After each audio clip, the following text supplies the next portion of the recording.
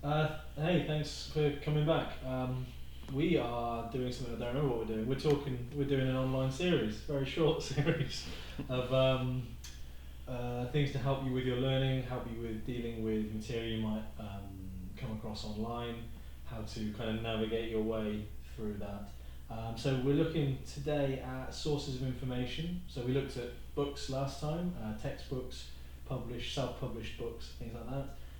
So now the online world is massive. I think all of us have done some degree of learning just on our own, off our own backs through online. But yeah, the huge availability of information online is a bit of a double-edged sword because you can learn about anything and everything just by Googling. So one of the big things there is how do you know what's good information and how do you know what is less good information? How do you know how to be careful? So I guess the first thing, Politely. yeah, manners. I guess the first thing we can look at is you're looking online. What's the gold standard of information, regardless of the level you need to be at? What's the difference between an article that someone's written and a journal that you might find? I think, well, journal articles straight away, if you're obviously going to the actual journal's website, and I think that's quite important that you do access the actual website, then you can be assured that anything that's in that has been peer reviewed. So, and what that really means is a panel of scientists have looked at the actual piece of research, critiqued it, and decided that it's of a standard that they're willing to publish and be associated with it, basically. So it's gone through quite a rigid quality assurance process, I guess you would call it. Yeah. But are all journals created equal? That's the problem. What you can do is you can actually look at the score of a journal. So all journals are scored in terms of their relevance, their readership, and their kind of age and integrity, if you like. So something like British Journal of Medicine, that's right up there. The American College of Sports Medicine, they tend to be very highly ranked.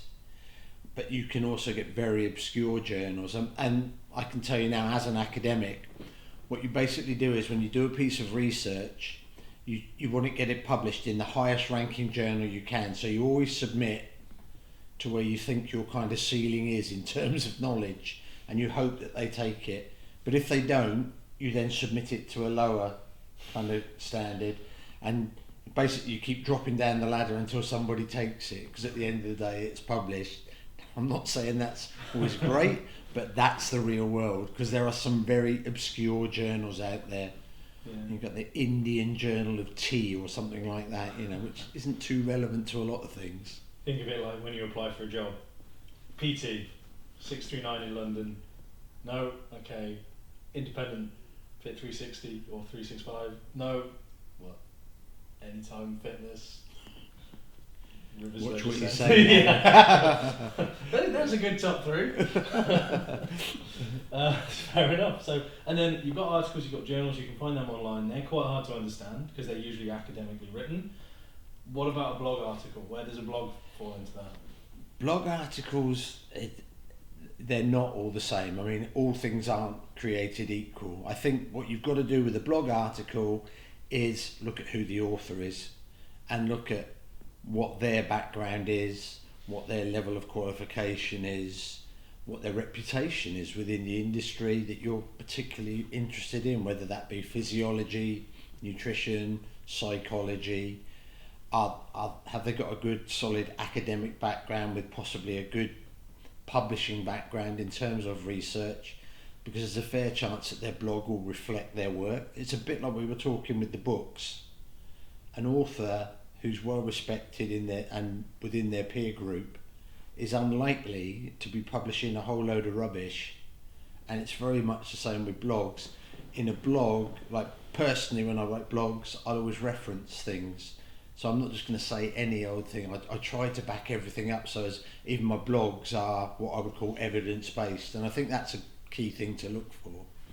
So, is it possible rather for a blog to be better than a journal article, especially from a learning perspective? I think so, yeah. Because what you will find is what a lot of blog writers do. If I take my own personal stance on this, I try to take scientific literature and put it in a language that I know that trainers will understand. So, and that's not demeaning to trainers, it's just that scientific writing is so different to writing for the general public, and so it's easy for me to disseminate scientific literature to what I would an understanding for the general public. Cool. So if somebody's trying to look for a blog to read, they're not quite prepared to look at research firsthand. If you're looking for a blog, what should they be looking for? And if one's discussing a study in particular and giving an opinion on that, what does that need to have, or should they be looking for that to have? Well, the first thing I'd want it to have is a link to the full text journal, not just the abstract. I want the full text, because the abstract can be misleading, or not misleading, but it doesn't give you enough information that you can form an informed opinion. It's a sales pitch. Yeah, basically. so yeah, I think first thing is a link there. So what you don't want to see in a blog is a piece of research being talked about and then no way of finding it, because then you are totally reliant on that individual's opinion. Whereas if you can read the blog and you can actually reference the text as you're reading through, you can go, oh, well, I can look at that bit, or oh, right, that's that bit of data explained. Hopefully, if they're talking about statistics, they are including the statistics from the paper, and again, you can verify that. So really making sure that the blog seems to, as much as possible, match up with what you're seeing within the paper, I think. Yeah. So if they're quoting information, numbers, and then putting it in something that's easy to understand, black and white charts, graphs, and interpreting them for you. And if it is a complicated piece of research, then they should be giving you page numbers and things like that, so you know exactly where to go and look. Yeah. Where in the or table reference, Yeah. figure references from in Totally, yeah. So that could be an opinion piece, or it could be an informative piece. Are opinion pieces totally invalid, or are they good exercises in discussion and learning? And I think you need opinions. I mean, that's how science moves forward. You do a piece of research, other scientists look at it and go, that was good research, that was bad research. Now, as long as they can back up why they're saying it's good research or bad research, any scientist will tell you they're happy with that. They expect the work to get ripped to pieces. If you've never been to a scientific conference, it's a bit of an eye-opener the first time you go. Yeah. Because unlike if you go to, say, Leisure Industry Week or something like that, where the speaker gets up, says his piece for half an hour, 40 minutes, and everybody applauds, and they ask pretty easy to answer questions, scientific conferences are completely the opposite. Basically, you're almost presenting your work and defending it. Because now the audience are going to go, but what about that? And why didn't you do that? And why did you do that? And so you've got to defend your work. And I think that's a difference. That's the important thing as well. As a general rule of thumb, avoid anybody who isn't happy to discuss their ideas.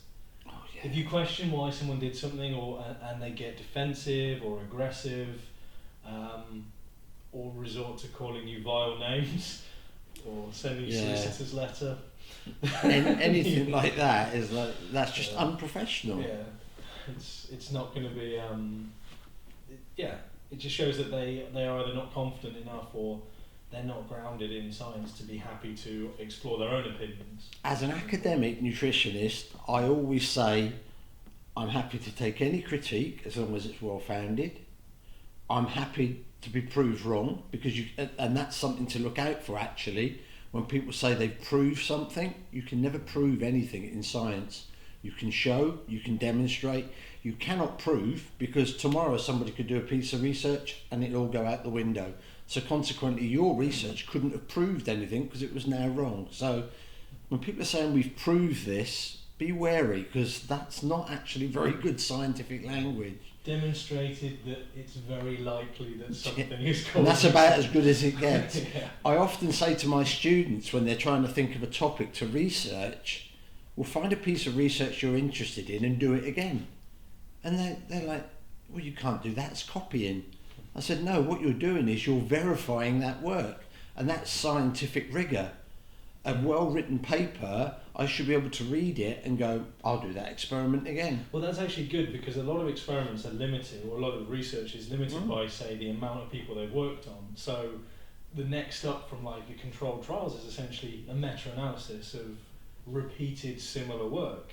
because the more people you have doing the same thing, you're creating a bigger pool of people and Yep. more accurate research, so you can be more certain that what you're looking at isn't due to chance. So Reliability is a big factor, isn't it? Can we do it again and again and again and get the same result? And researchers have been caught out by having people replicate their research and getting completely the opposite results. Well, the classic case we've got in nutrition at the moment, gluten intolerance. The Australian professor who did that initial work on gluten intolerance and gluten protein and so on, 10 years down the line wasn't happy with her own study, and decided to redo it, bigger, stronger, lots more numbers, lots more controls, and actually disproved or showed that her original results were incorrect. Which is a really, really interesting topic and a massive wormhole. It's a topic in itself, I should think. Because that gave rise to a lot of people desperate to prove or demonstrate. All of a sudden, a lot of people are out of a job, because if gluten intolerance doesn't exist, it's like, oh dear. Well, now there's loads of research and that's a problem, with the aim of demonstrating, which is not really how you should go about research. But that's another topic entirely.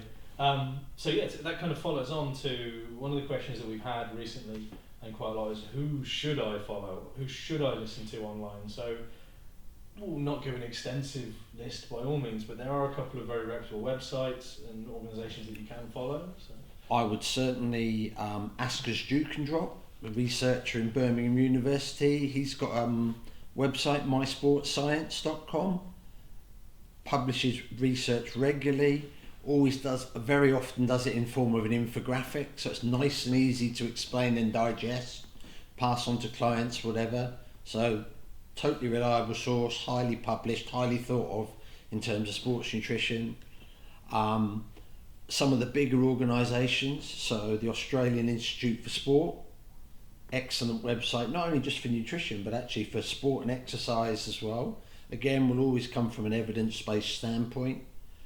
Harvard School of Medicine, if you go there, Harvard School of Medicine Education, again there's a newsletter you can sign up, you'll get the latest nutritional data. So those type of sites, big academic places, institutes of sport, you're normally, not always, but 9 times out of 10, going to get a reliable resource. Yeah, and then as we said with the books, they're like tiers. You might have people who are independent writers, so below those you might have people, well, especially on the online industry, where people tend to like to be able to interact with the people they're talking to. Mm-hmm. There's obviously, there's us, the Nutrition Academy. There's people like Martin McDonald, definitely, who have put their stuff out there. There's people like Lyle McDonald as well, who has the website bodyrecomposition.com, I think. There is going to be Gordon Greenhorn. I don't know if Joseph Agu writes anymore. I haven't seen anything from him for a long time. Recently, no. There's lots of people like that who are working in SBS. SBS, Shredded by Science. Lots of people like that who are working in nutrition, clinical nutrition, sports nutrition, who have their own blogs, and they're quite active for discussion too. So they're good to follow. And then training side of things, you've got people like Greg Knuckles of Strength Theory. As well, and like Brett Contreras and Alan Aragorn, who have their own research reviews where they look at the research and they disseminate it for people. So there are lots. I mean, that's quite a long list. Actually, just thought another one, which obviously we're linked with, Guru Performance. Yeah, anything through the ISSN. Lauren Bannock does a hell of a lot of good podcasts on his website, and they're always with leading academics in the field. Yeah. So that's worth a look as well. So that's the Guru Performance. Yeah. So that's an extensive list, actually. That was quite a long list. That'll keep you busy. There's enough, between those guys as well, there's enough podcasts there to keep you busy for the next week or so. Yeah. Of solid listening. And it saves you a fortune on reading material as well. So. Yeah. So there you go. That's kind of whistle stop on sort of levels, hierarchy of reliability and what to look for when you're actually reading something that somebody's put out as well. And don't be afraid to ask questions and critique it. Yeah, a good scientist will always reply. I don't think any of those guys that we mentioned will shy away from a discussion. No, should be more than happy to defend your work. Yeah. Hopefully that helps. If not, tell us why not. Let us know.